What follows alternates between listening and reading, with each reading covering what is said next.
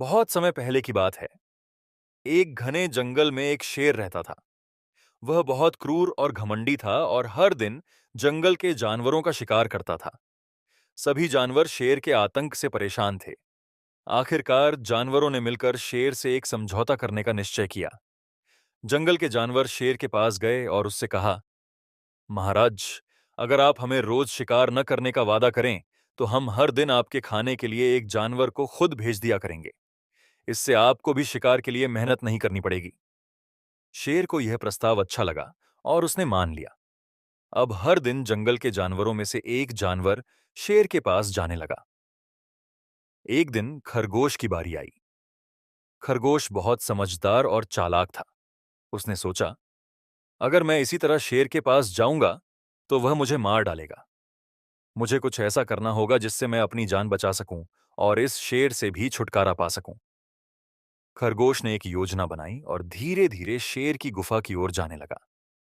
वह जानबूझकर देर से पहुंचा। शेर को बहुत भूख लगी थी और वह गुस्से में था। जैसे ही शेर ने खरगोश को देखा, उसने गरजते हुए पूछा, तुम इतनी देर से क्यों आए हो? खरगोश ने डरते हुए कहा, महाराज, मैं आ तो रहा था, पर रास्ते में मुझे एक और बड़ा शेर मिला। उसने कहा कि वह जंगल का राजा है और उसने मुझे रोक लिया। मैं किसी तरह उससे बचकर आपके पास आया हूं। शेर को यह सुनकर बहुत गुस्सा आया। उसने कहा, मुझे उस शेर को दिखाओ। मैं ही इस जंगल का असली राजा हूं। चालाक खरगोश शेर को एक गहरे कुएं के पास ले गया और बोला, महाराज, वह शेर इसी कुएं के अंदर है। शेर ने कुएं में झांका तो उसे अपनी ही परछाई दिखाई दी, लेकिन उसने समझा कि यह दूसरा शेर है। गुस्से में भरा शेर कुएं में कूद गया और डूबकर मर गया। इस तरह चालाक खरगोश ने अपनी सूझबूझ से जंगल के सभी जानवरों को शेर के आतंक से मुक्त कर दिया। कहानी से सीख।